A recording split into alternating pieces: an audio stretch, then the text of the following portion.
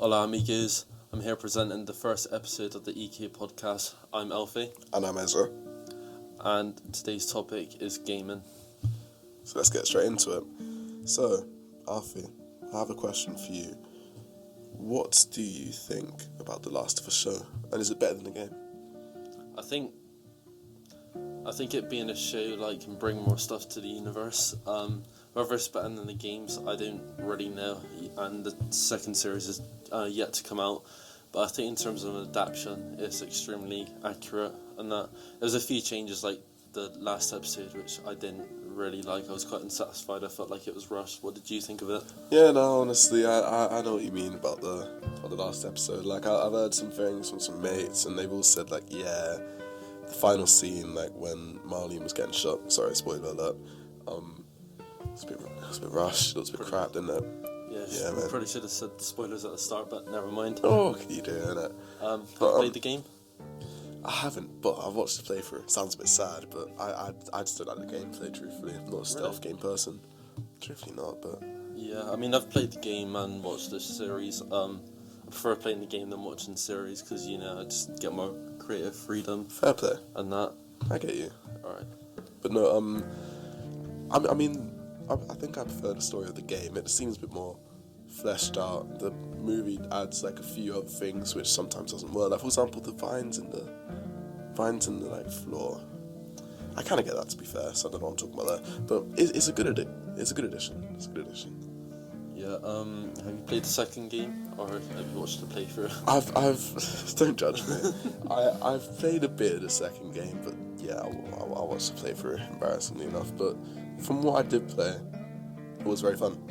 The main reason it was fun is because I had my friends screaming in my ear about what to do, where to go. That sounds very fun. It was actually quite...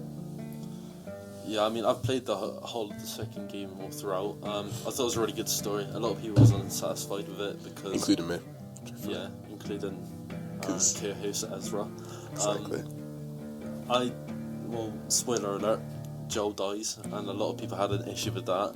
Personally, I didn't, because it just sort of showed the cycle of violence and how if you continually do it, it's just going to end in more and more violence, and that's what Abby in the game ultimately stops by sparing Ellie at the end. No, Ellie spares Abby. Is it? Yeah, Ellie spares Abby because she realises that it's not really worth it anymore, because she was clearly beaten by the end of the game. She's gone from all big and muscly and stuff to all skinny and just It's been a year since I played it. Same here, to be fair. I need to replay it, to be honest, and that. Yes, it is a good game, truthfully, visually and gameplay wise. Mm-hmm. But yeah, I was fine with Joel's death. I just think the fact that we played through most of the game, a good, not most, but a good 60% of the game as the villain, and then with one of the final fights between them, when they're sneaking through that building, you can't even win as Ellie.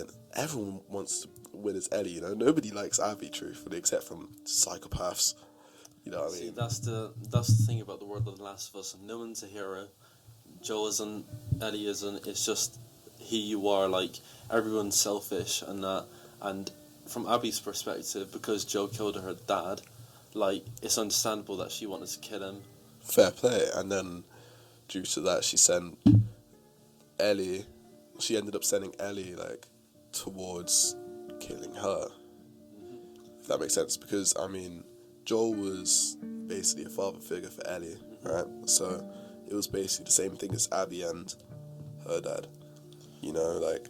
Ellie was just trying to avenge her father, someone who had taken her in all those years back and who had all kept her alive. And then the cycle could sort of continued with Ellie basically slaughtering every single one of Abby's friends, and then ultimately just sparing Abby, which is a bit of a weird plot point, but it works because she just broke the cycle. No, truthfully, I understand it. It's have you watched Top Boy? No. Are you going to watch Top Boy? Yeah. Oh, okay, never mind. I was going to use a spoiler from there, but never mind. But you mentioned that you didn't like that Abby. You had to play as Abby for most of the game, right? Yeah, no. I don't like playing as someone who I honestly just hate. Like, she's killed Joel, one of my favourite characters. I love the guy. I love him, truly. It seems like he was just starting to kind of change, settle down with his brother. And now, Abby's gonna mess that up, hasn't she? She's just... Yeah, and it's... I don't really...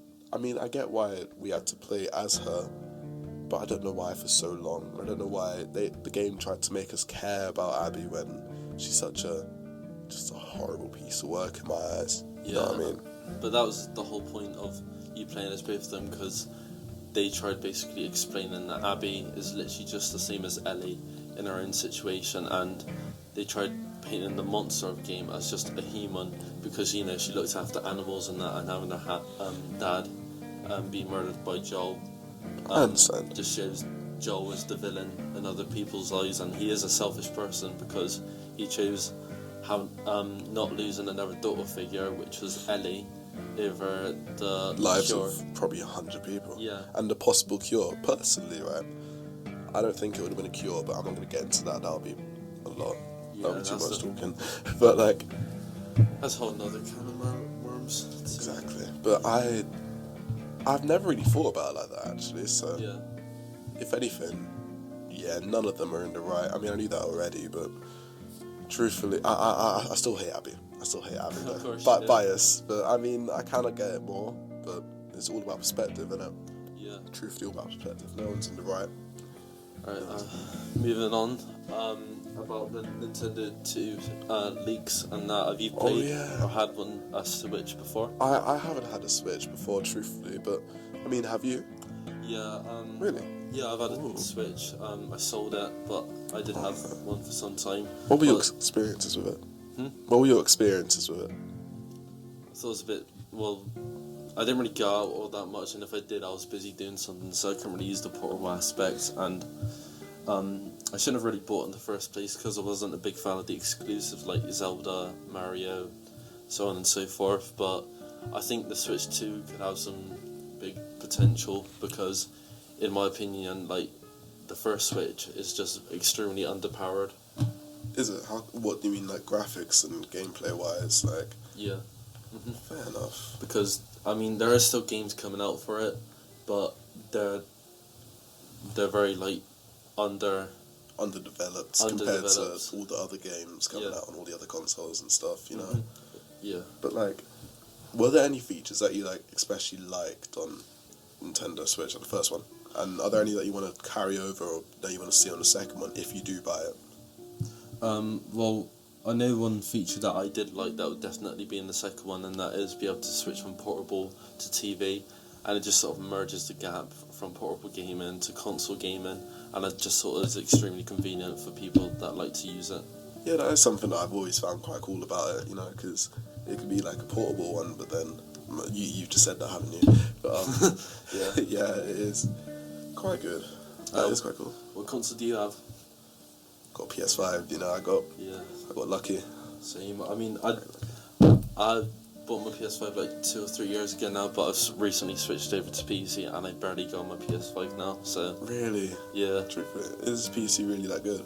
Yeah, it really is. Like, I've not touched the PS5 since, and the issue is that I think it's losing its value a bit because a lot of the exclusives are being brought over to PC. Fair play, but truthfully, it's not.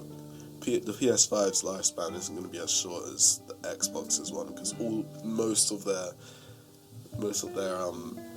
exclusives have just been brought over to everything else. Because truthfully, I think Xbox is just losing its popularity. I truthfully think in the console wars, I say that with brackets. I don't know. I think Xbox has been losing for quite a few years now. The exclusives, except from Forza Horizon, which I wish I could play again. Xbox, they're all just bad, I think. Except from Halo. Halo's decent. But what are your views? Well, I just think ever since the last generation, which was the Xbox One and the PlayStation 4, Xbox has been downhill, because for some reason they focused on like media, like TV, and that, and I just thought it's a gaming console. It's like, and why does it look like a fridge? And why does that downgraded version look like a Wi-Fi I actually like router? the fridge design. Really? Yeah, they actually sold like actual Xbox fridges, like designed after the console. God, they did, didn't they? Yeah. And to be fair, the console's a lot smaller than the PS5 because that's like half my height. Yeah, it is quite big, the PS5. That was my issue with it. Me too. Like you can't fit it anywhere except from like an open top kind of, I don't know, chest drawers. I think they sort of struck lightning with the 360 there because it came out 2 years before the PS3, and for quite a few years it was actually winning against the PS3. It was only at the end where we're linking to our first topic. Last of Us actually saved the PS3 because it was a really good exclusive, and it was right before the next generation of consoles came out, so it just got people to rush to buy PS3s. Exactly, truthfully, because The Last of Us was, as you said, it did save it, but truthfully, I think one thing that Xbox has always had over PlayStation is the car games. You got Forza Motorsport, I think Forza Motorsport's an Xbox exclusive. You got Forza Horizon as well. That's one of the best racing. Forza Horizon 3 was the best racing game I've ever played. But I mean, something else that did save Xbox, because I don't think it's on PlayStation. Skate 2, Skate 3. It's one of the best games I've ever played. Truthfully, like they've definitely made. That's definitely one of the things that made like the Xbox just popular. Just good in general. Yeah. Did you say that Skate was only on Xbox? I'm sure it is because I've never been able to find it on PlayStation Really? or anything like that. It's on the PS3. Really? Yeah. Oh, it's only on the old gen ones, I think. Yeah. Moving on. What do you think of the Paranoia film that me and you created? Paranoia film. That was actually really good, you know. I think the acting, in some clips it was good, some clips, you know, I'm joking. You were a good actor. You were a good actor, truthfully. I liked your camera angles and that. I just wish that, I think one thing that I wish that we did was like make the camera shots go on for a bit longer, because that was a bit of an issue with editing, and maybe be more creative, because I had a bit of an issue like putting the pieces together during editing. No, I understand. Yeah, because what we ended up doing, right, is because the first time half was in one room, the second half was inside a blacked out room, so we were only able to do like maybe half of the filming in the outside room before some other people came in and started doing some stuff for their soundscape maybe, which is the background sound of a film, if you didn't know that. And then we had to come inside, and then it was all just a bit I think all the over the film place. process could have gone a bit more smoother. And It could have. But I did sort of like how we used lighting to like make the figure or monster or whatever it was a bit more obscure, because we turned down, what was it on the camera? Wasn't it No, it was I think it was the ISO maybe. Yeah, and exposure.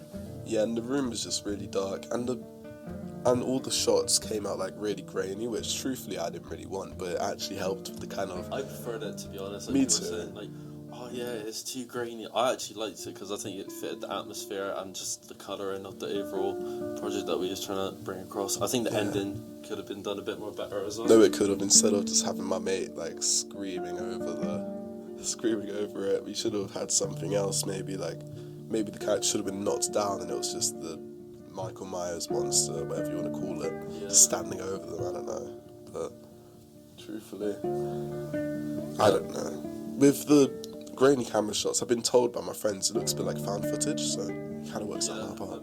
I mean, I've created a found footage film before. It was on YouTube actually. I did it for the SGS interview. Oh, did you actually? Yeah, I never had to show it, and I don't want anyone seeing it because I think it's atrocious. Except for the ending, I think it was quite cool. Oh, come on now. Nah. Come on now. Nah, Plug the thanks. YouTube. Alright. Nah, it's atrocious. Never mind then. Never mind. But either way, I think that's enough for that now. On to our next topic. What are your thoughts and hopes on GTA 6? I think it's going to be groundbreaking in terms of just inspiring games for the future and that. And I think we're not going to get another GTA for like 10, 20 years compared to the last wait that we had to do. The way it was it was atrocious. It truly was. We were promised it so many times beforehand, and it just didn't do too well. But I don't have too much to say on it, except for the fact that I think it's going to be a GTA 5 copy, kind of, just for a different map. Alright, well, on that note, I think we'll end this episode here. Please tune in for next week, and thanks for tuning in. Alright, thank you, and goodbye.